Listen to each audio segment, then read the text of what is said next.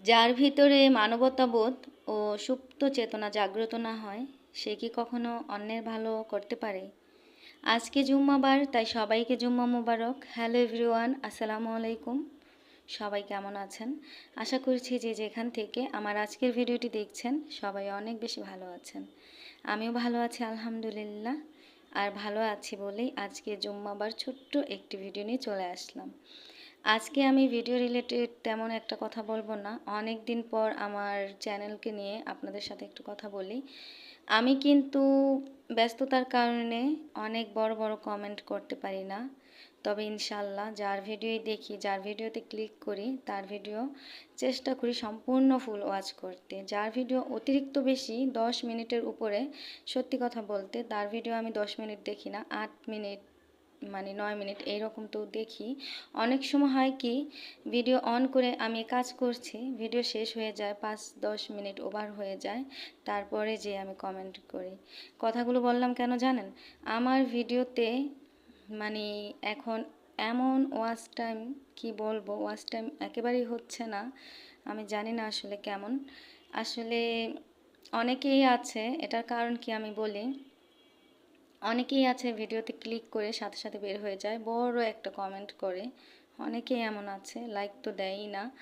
তো আমি তাদেরকে বলতে চাই, ভিডিও যদি নাই দেখেন, ভালো নাই লাগে, তাহলে ক্লিক করার কোনো দরকার নাই।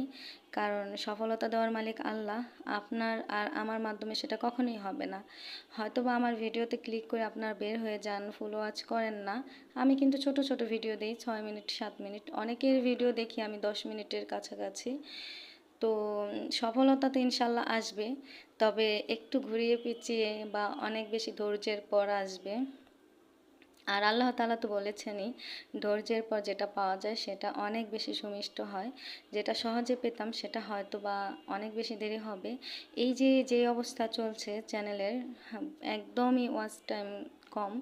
আগে তো আলহামদুলিল্লাহ যা হয়েছে আমি তবু কখনো বলিনি, এখন তো একেবারেই খারাপ। কি বলবো, মানে খুবই কষ্ট লাগে। আমি অনেক বেশি ব্যস্ত থাকি, এটা কিন্তু যারা শুরু থেকে আমার ভিডিও দেখেন তারা কিন্তু জানেন। হাতের সেলাই করলে কিন্তু অনেক সময় এত বড় বড় কমেন্ট করা যায় না।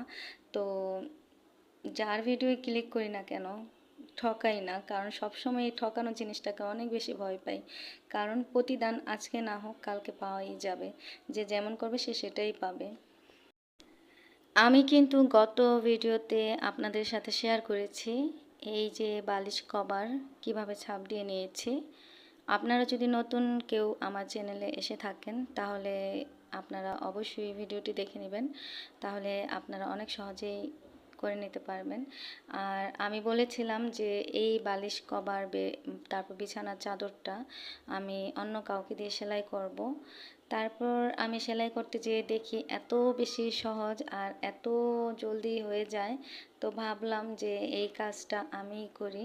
আর আমার কাছেও সেলাই করতে অনেকটা বেশি ভালো লেগেছে।